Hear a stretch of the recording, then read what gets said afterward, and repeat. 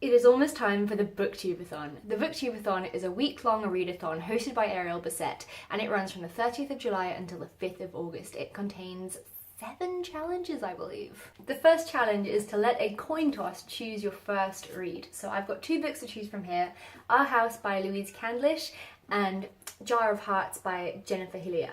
I also have a coin. This is a book about a woman called Fee, and she comes home one day to find random people moving into her house, but their house wasn't for sale. And yeah, like, why are there random people moving into her house when she lives there? It's her house. What the fuck? It turns out that her husband Bram has made some terrible mistake, and then both Fee and Bram somehow have to kind of figure out what happened, some events that happened that led to some devastating crime. Sounds like they've both hidden something for each other, so there's a bit of deceit and some lies.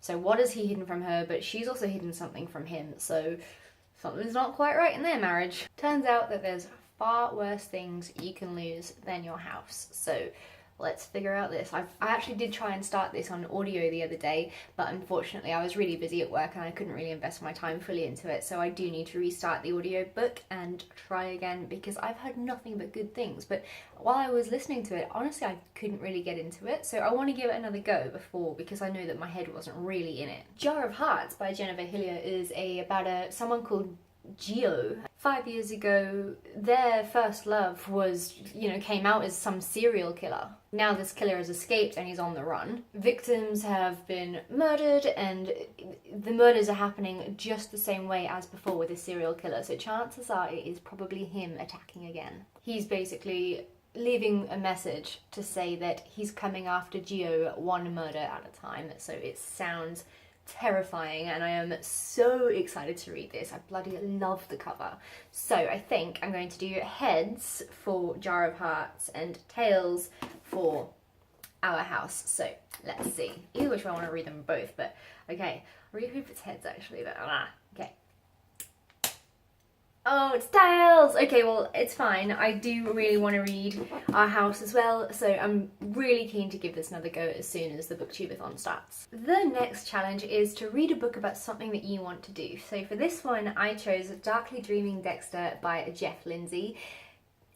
If you haven't watched the TV show Dexter, I highly recommend that you do it, because it is bloody fantastic. It's about Dexter, who is a forensic officer for the Miami police. He's a complete psychopath. He wants to kill people, but he decides to target bad guys that the police can't catch. So, a little bit like Robin Hood, like steal from the rich and give to the poor, but in this he still manages to kill people and feed his craving for death and blood and gore, but he's doing it to really bad people, rapists, murderers, just nasty people. So he's actually a good guy, and he's so fit, and I just love him to bits. He's creepy as hell, and he's just amazing. But I would adore to get into forensics and just be part of police and crimes and murders, and I just think it would be so fascinating. Like, well, one thing I actually really like to study is like criminal psychology or something like that, but yeah, forensics, psychologist and anything like that, I would love it. So yes, I have decided to read this one. I have almost got the full set of these books. It's a series, and I got them from the Lifeline Book Festival, which is like a charity for people who are a bit depressed and need some help. So I bought almost all of them for very cheap, and I just haven't had a chance to dive into them yet, so I'm really excited to see what it's like compared to the TV show. The third challenge is to read and watch a book to movie adaptation, and I am a bit stuck here because I just don't know. I really don't. So, I mean, I got to like season 6 or something of Dexter, and I really do want to continue. So I think I'm gonna double up on that challenge, because if I start reading Dexter and just continue with the series because I really want to finish it, then that's kind of the same thing. Otherwise, like, I really, really want to watch Sharp Objects by Gillian Flynn, which has just been released on HBO, but I don't know if I can find HBO in Australia yet, so I need to try and figure that out. I need it to come to bloody Netflix, really, but that I would love to watch, but I have already seen, I've already read the book, so I don't know if that really counts, but I would definitely like to chat to you guys about Sharp Objects. I'm pretty sure it's going to be all the hype right now. The next challenge is to read a book with green on the cover, so I chose A Noise Downstairs by Linwood Barclay. This gets released on the 18th of July, or it's in July 2018, so I am extremely excited for this book. April from Getting Hygge With It is also planning on reading it soon, so that's pretty exciting. I'm actually hoping maybe she'd be up for a buddy read with me, but I don't know if she's going to be taking part in the Booktubeathon, and she might have other books that she wants to read. This book is about a guy called Paul who finds 2 dead bodies in the trunk of one of his co-workers' cars. Then he's attacked and he's left for dead. So 8 months later, he's still recovering from this. He's now like really starting to forget things. He just gets very confused and he has these panic attacks. During the day, he goes to therapy and that really seems to help, but at night, nothing really helps him, and he's wondering if he's going insane or if someone is playing with his mind and wanting him to think that he's going insane, because really weird things that he can't explain are starting to happen.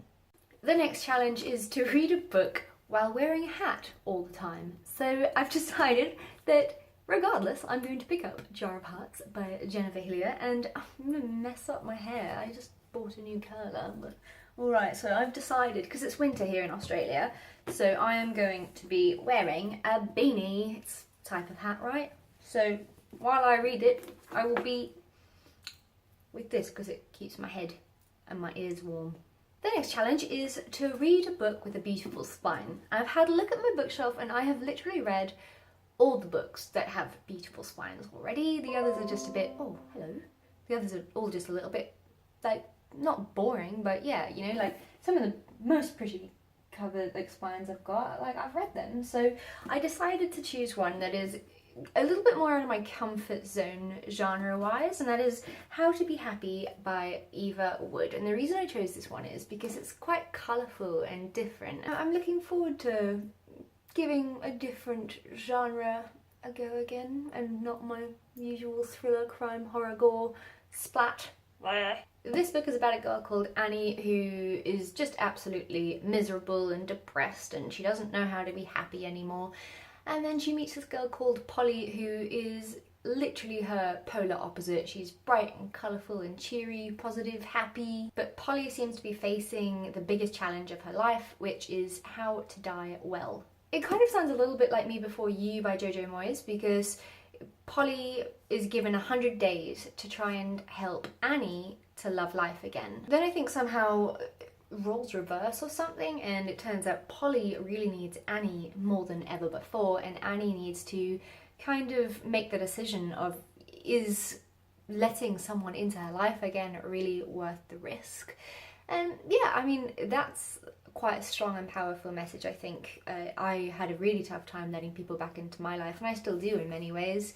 And I feel like this book is going to be very different for me, but also very eye-opening. I think it's a book that might be very helpful for me in my anxiety and, you know, my own struggles with wanting to keep everyone at a distance and putting my walls up and stuff. So yeah, I'm really looking forward to it.